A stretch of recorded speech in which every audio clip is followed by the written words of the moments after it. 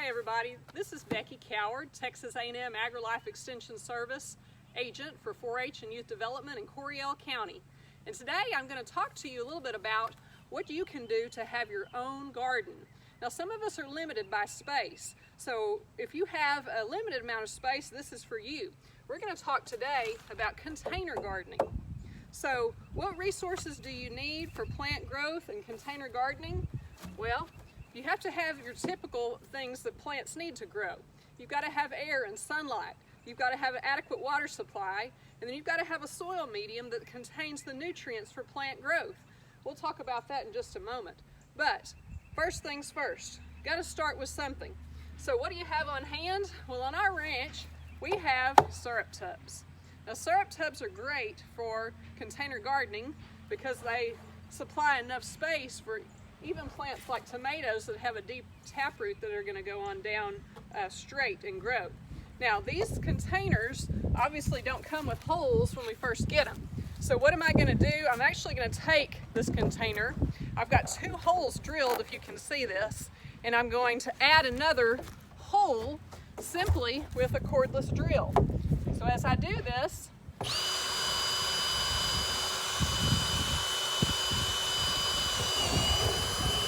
doesn't take but a second to puncture through, and now my syrup tub has adequate drainage. Okay, so from that step, what you want to do is, I don't want this thing to be extremely heavy, so I'm going to use some type of filler in the base to keep it light.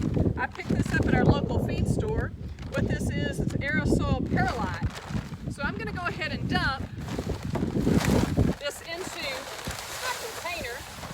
I'm going to say around 3 or 4 inches of this, and this will help us take up space, but it will also help us supply adequate drainage in the bottom of our container.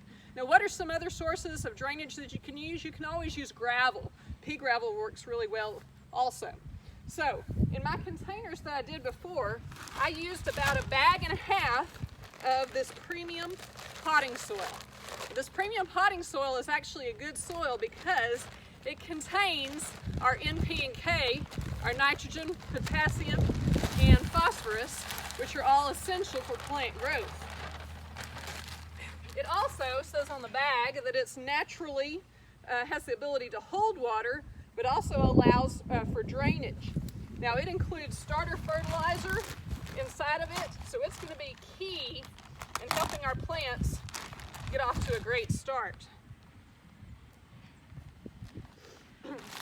As I pour this in here to the container, I'm going to fill this thing pretty full because I want to make sure that I have plenty of soil medium as a stationary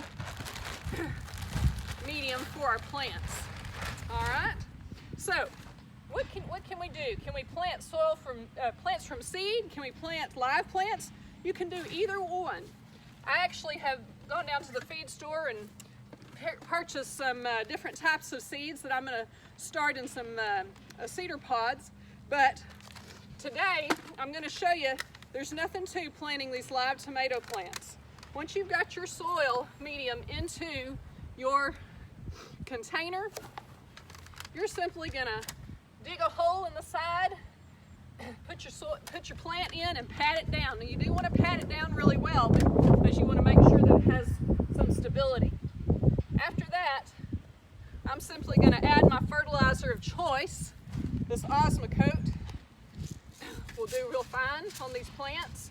Or again, if you wanted to take some of the dried cow patty and crumble that up and put that down in there, that's also going to be actually a great natural source of nutrients for your plants. Last thing you're going to do is you're going to water them in.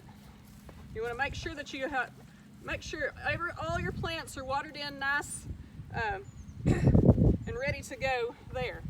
So that's pretty much it, y'all. When it comes to container gardening, anybody can do it, even if you have limited space. Now for more information on container gardening or raised beds, check out our website at Texas A&M AgriLife Extension. Look up the gardening page and we'll help you out. Let me know how those container gardens go for you. Thank you for watching.